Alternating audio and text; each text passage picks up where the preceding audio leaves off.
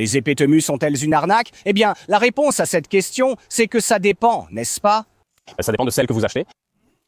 Donc ça peut être pas un grand oui comme un grand non. Nous, C'était l'épée Temu originale que nous avions testée il y a quelques mois et franchement, elle est super.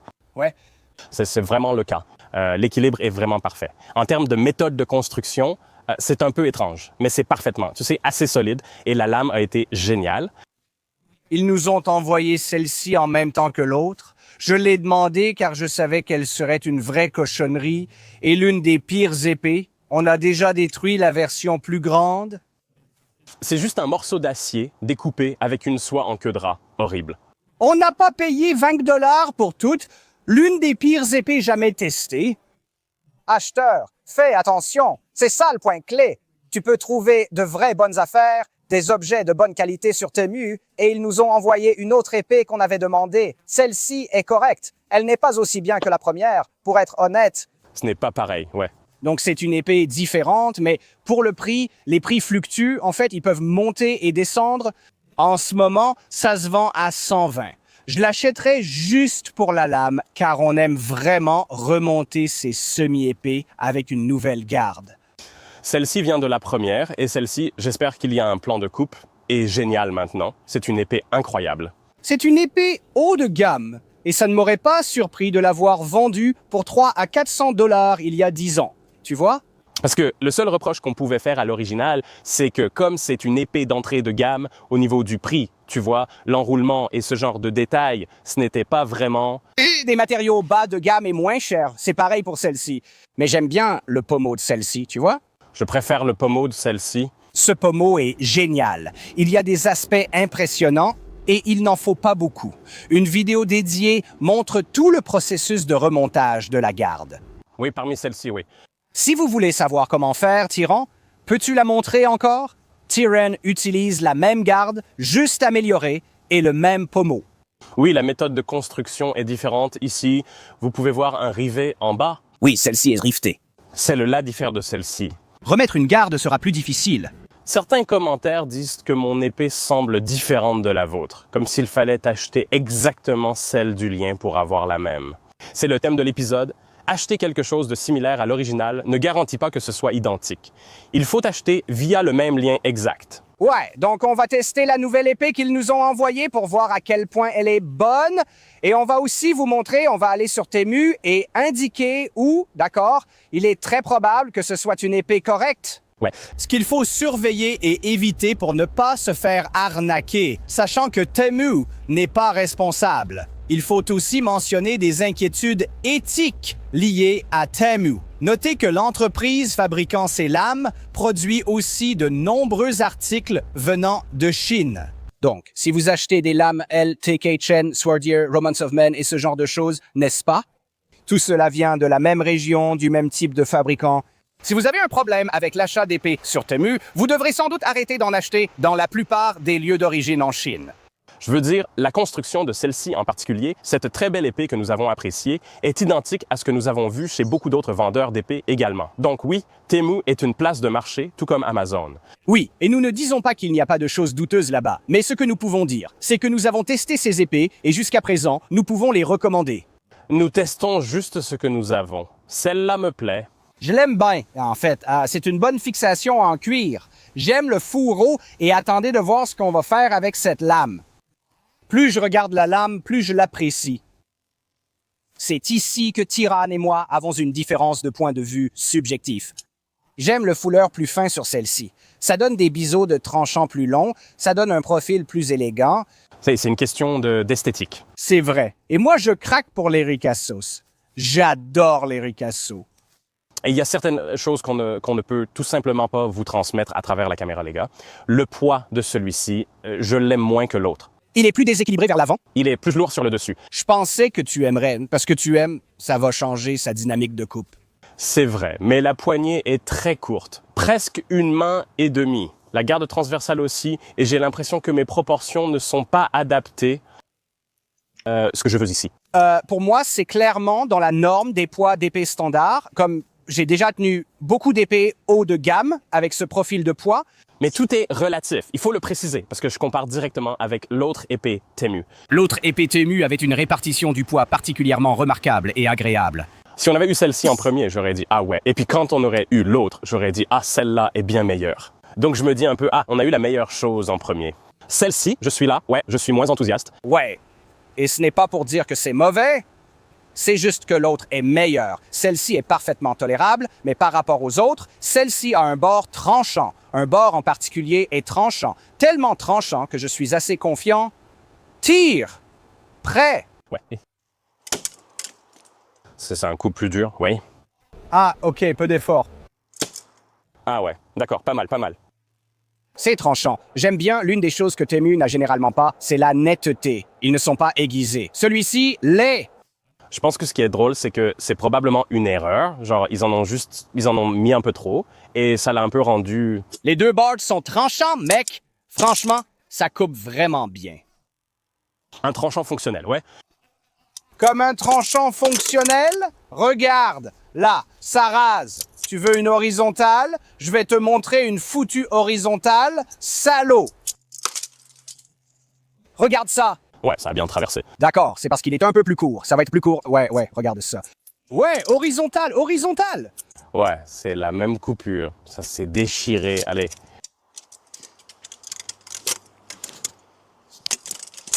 Je vais être honnête, les gars, je fais juste monter la pression chez lui. Je ne vais probablement rien pouvoir faire aujourd'hui.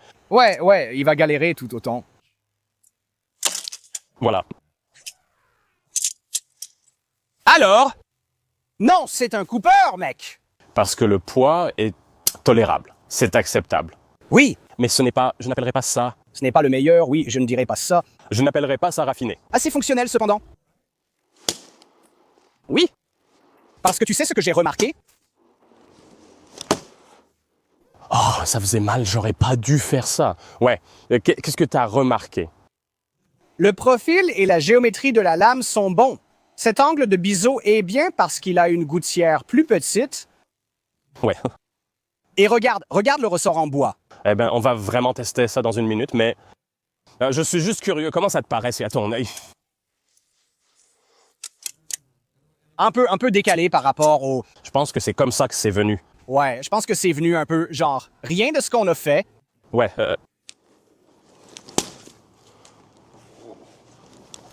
Tu vois, ça c'est bien découpé. C'est trop déséquilibré, putain. Ouais, tu galères avec ces horizontales d'aujourd'hui, Tyrone. C'est tellement plus déséquilibré vers le haut que c'en est douloureux. Je n'avais pas vu. C'est ta blessure? C'est vrai, mais ma blessure s'améliore. Donc, ce que je vais faire maintenant sur Temu, c'est vous montrer comment trouver une bonne épée et celle qu'il vaut mieux éviter. Commencez par changer la région de votre pays, car les meilleures épées sont souvent listées aux États-Unis. Si l'épée souhaitée n'est pas disponible dans votre région, Temu ne l'enverra pas, sauf si un ami sur place accepte de vous la renvoyer, ce que j'ai fait. J'ai tellement aimé cette épée Temu que nous avons testé que j'en ai acheté 2 avec mon propre argent et je les ai envoyées à un ami aux États-Unis qui me les a ensuite renvoyées parce qu'elles n'étaient pas disponibles en Australie. Alors, comment faire? Il faut aller ici, là où c'est écrit anglais, descendre et changer la région du pays, et donc on veut les États-Unis. Donc, maintenant, on va passer aux États-Unis. Passer aux États-Unis. Je vais taper épée. Tout de suite, on voit 2 épées dont je sais déjà qu'elles sont de bonne qualité. L'une d'elles est celle que nous avons littéralement testée. C'est exactement la même épée avec le même fourreau. C'est celle dont j'ai acheté 2 avec mon argent. Je peux certainement en témoigner, celle-ci a aussi l'air d'être de bonne qualité. En y jetant un coup d'œil, c'est similaire au type de lame que nous examinons dans cette vidéo aussi. La garde et le manche sont similaires à l'autre. Je peux dire que c'est fabriqué par le même fabricant. Donc celui-là va aussi être de bonne qualité. Celui-ci, une épée de samouraï faite à la main pour 28 $, à éviter comme la peste, ça va être de la camelote de premier ordre. Je peux déjà le dire. Le prix est en fait l'un de ces éléments qui peut te mettre la puce à l'oreille. Je n'ai jamais vu une épée correcte vendue pour 28 $. Peut-être que je pourrais avoir tort, mais à moins de trouver un critique qui le recommande, je ne prendrai jamais celle-ci. Réplique du Seigneur des Anneaux, ce ne sera pas une épée fonctionnelle, d'accord? C'est rarement le cas, sauf si c'est clairement indiqué, mais je chercherai quand même des avis. On en voit une autre excellente que nous avons examinée et simplement regardée. Oh, celle-ci a en fait un type de lame légèrement différent, en réalité très similaire à l'épée que nous examinons dans cette vidéo. C'est essentiellement la même épée, le même fourreau, mais avec des couleurs différentes, et vous verrez la qualité de celle-ci dans cette vidéo. Très bien, voici quelques points à vérifier pour évaluer la lame. D'accord, c'est la même lame que celle de l'épée que nous avons examinée, elle a juste un pommeau différent, même si on dirait qu'elle a un fourreau correct. D'accord, l'acier au manganèse est un type d'acier à ressort, et comme j'ai déjà examiné cette lame, je peux dire que c'est une lame similaire. Je serais prêt à parier mon argent que c'est une épée correcte. Épée chinoise? D'accord, voyez celle-ci. Je les éviterai aussi parce que j'ai déjà examiné des épées comme ça et ce sont des objets surdimensionnés, mal équilibrés, lourds et inutiles. Et ce que vous pouvez remarquer, la poignée. C'est une poignée entièrement en métal. Le poids de cette épée va être complètement nul. Un autre signe d'avertissement, si la poignée est entièrement en métal et très légère, n'achetez pas. Maintenant, celle-ci a l'air intéressante. Elle a une garde similaire à celle de l'épée du rôdeur du Seigneur des Anneaux, mais avec un type de lame similaire à celle de l'épée Temu que nous avons examinée en premier, dont nous savons qu'elle est de bonne qualité. Ils disent acier à haute teneur en carbone fait main. 10,95. Voilà, même si je trouve que ça a l'air correct comme là, c'est un fourreau qui a une bonne apparence. Je ne serais pas totalement sûr de la qualité de l'acier, même si celui-ci est un peu plus cher. Acier à haute teneur en carbone 10,95, je voudrais quand même vérifier, mais celui-ci est un autre sur lequel je serais prêt à parier qu'il sera probablement bon. D'accord? Ça ressemble aussi à un bon fourreau solide, en fait. Et l'une des choses que l'on peut remarquer, c'est simplement les proportions générales. Ce sont des proportions fonctionnelles. Ici, on remarque la taille de la lame et une garde non surdimensionnée. Il est clair que, vous savez, la poignée n'est pas entièrement en acier, et le fait qu'ils soient prêts à faire des efforts pour avoir ce qui ressemble à un fourreau correct ici, oui. Je parierais que c'est une bonne épée, et je serais heureux, vous savez, d'essayer de l'acheter si j'avais de l'argent ou si j'en avais envie. C'est ce genre de choses dont il faut vraiment se méfier, n'est-ce pas? Un truc à 30 $ avec de fausses décorations sur la lame. On dirait une poignée moulée d'une seule pièce. Celle-ci a l'air nulle, à éviter, d'accord? Celle-là, en fait, a l'air plutôt bien. Waouh! Seulement 126 $. La lame ressemble exactement à celle de l'épée Temu qu'on a testée en premier, donc on sait que c'est une lame de bonne qualité. Je parie que c'est fabriqué par la même personne, non? Juste avec une garde différente, mais cette garde est magnifique. Regardez la forme. N'est-ce pas? C'est une vraie forme médiévale. C'est sûrement en plastique, mais ça me va. Elle a une garde de Steel Ranger avec un pommeau en roue et ce qui semble être un bon enroulement en cuir solide. Comme c'est probablement la meilleure que j'ai trouvée là-bas et je serais vraiment plus qu'heureux de l'acheter et je parierais aussi avec un haut degré de certitude que c'est la lame Temu que nous avons testée, qui est une lame de très haute qualité, celle que nous avons littéralement remanchée, n'est-ce pas? Ça ressemble à une épée incroyable. Seulement 126 €. Donc tu peux vraiment trouver de superbes épées sur Temu, sans ironie, d'accord? Mais tu peux aussi trouver des trucs horribles. Il y a des arnaques, des trucs nuls, comme cette épée. Regarde la poignée en paracorde. C'est un gros signal d'alarme à éviter. Mais si tu sais ce que tu veux, mon Dieu, il y a vraiment de très bonnes choses là-bas. Comme, d'accord, donc voici l'autre. Si tu pouvais tenir ça correctement, directement sorti du fourreau, vraiment tranchant d'un côté, tranchant de l'autre. Mais moins, non? C'est tellement tranchant d'un côté que je suis tellement confiant, même pas besoin d'essayer. Oh, regarde, horizontal? Ouais. D'accord, je suis surpris à quel point c'est devenu tranchant pour quelque chose comme ça. Je pense que c'est juste une erreur. Comment ça? Non, les deux épées. Non, mais je veux dire l'incohérence. Je pense que ce n'est pas le meilleur affûtage que j'ai eu, mais c'est le meilleur qu'on ait reçu de Temu. Temu n'envoie généralement pas d'épées bien aiguisées. Eh bien, la raison pour laquelle tu veux le faire, c'est que tu veux apprendre à aiguiser tes propres épées de toute façon. Donc, aiguiser tes propres épées, ce n'est pas un problème. Eh bien, on a ces outils d'affûtage qu'on va tester pour voir lequel peut donner un tranchant rasoir à ces trucs. Tu veux regarder la courbure? Celui-ci ne l'a pas. Attends, un peu sur celui-là. Vraiment? Donc c'est seulement d'un côté. Ouais.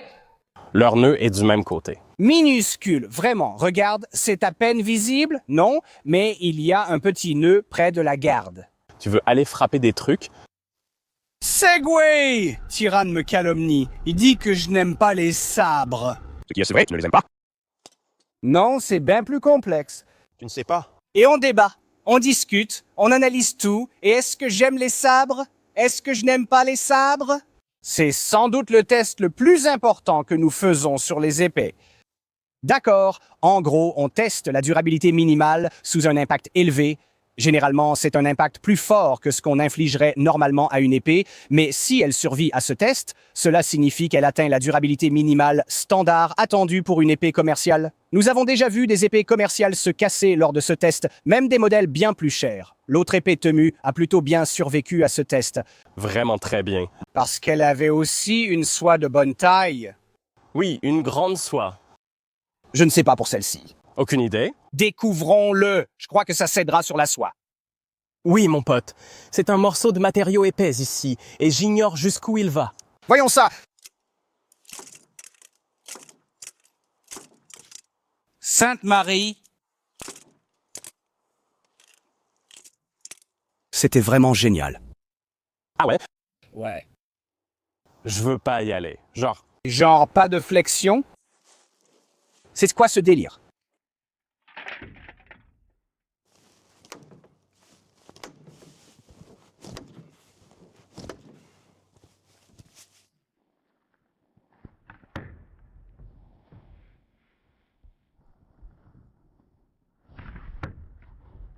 Voilà. Quoi? Ah, Pumel nous a laissé tomber. Oh, ouais. Mais tout le reste? Eh bien, je pense que si ça faisait du bien, c'est parce que c'est un chopper. C'est un chopper. C'est comme une hache. Mais c'est bien quand même. Non, c'est bien ça. C'est une bonne géométrie de lame. Frérot, il y a des avantages et des inconvénients. Chaque épée a ses particularités. Dans ce cas précis, je pense que c'était ça. Ouais. Donc, ça a plié sans casser. Après des abus extrêmes, on a déjà eu bien pire. On a eu des cassures. Eh bien, je veux dire, si je continue, ça va casser. Finalement, J'ai senti cette courbure sous l'un des coups, et je l'ai vraiment senti partir comme ça. Le choc est allé directement dans la soie, et j'ai senti cette soie bouger comme ça. c'est délicat. Je suis un peu partagé là-dessus, honnêtement, parce que la lame a très bien tenu le coup et la vibration, c'était une épée confortable, même sous mauvais traitement.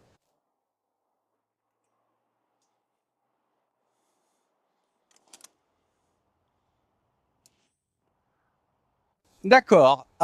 Je pense que la moindre, et je veux dire la toute petite, Mais c'était impressionnant quand même. j'ai vraiment forcé. Je vois. Ouais, d'accord. Donc il y a une toute petite courbure. Mais ce n'est pas une courbure extrême. Ça, c'était une courbure extrême, oui. Et ça a tenu comme ça. La façon de le réparer, c'est l'inverse. Ça va régler ça.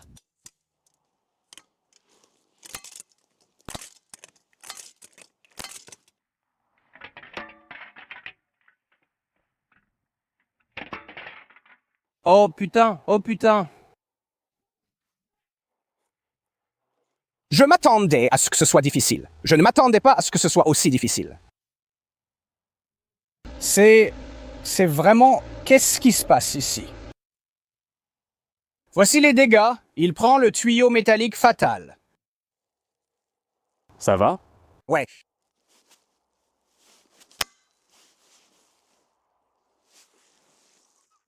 Qu'est-ce qui s'est passé? Tu l'as enlevé? J'ai immédiatement arrêté le pommeau.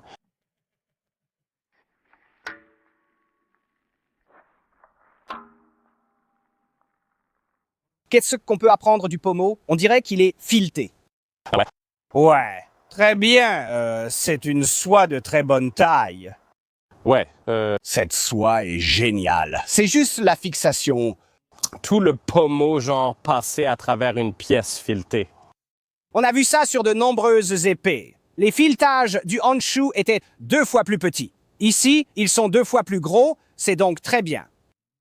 Oui, je suis d'accord avec toi. Je suis d'accord avec toi, oui. Merci. Celui-ci, c'est juste... c'est une noix normale, en fait. Ce n'est pas vraiment un pénis, genre, sur une épée. C'est juste un boulon ordinaire, acheté en magasin, simplement vissé. Ce n'est même pas un pain, je pense qu'ils l'ont juste vissé. Et puis ouais, ils l'ont meulé. Ils l'ont meulé. Oui, donc la soie paraît correcte, raisonnable. Je n'aime juste pas la longueur de ce filetage. Ouais, et regarde, donc en ce qui concerne le pommeau, c'est un point faible.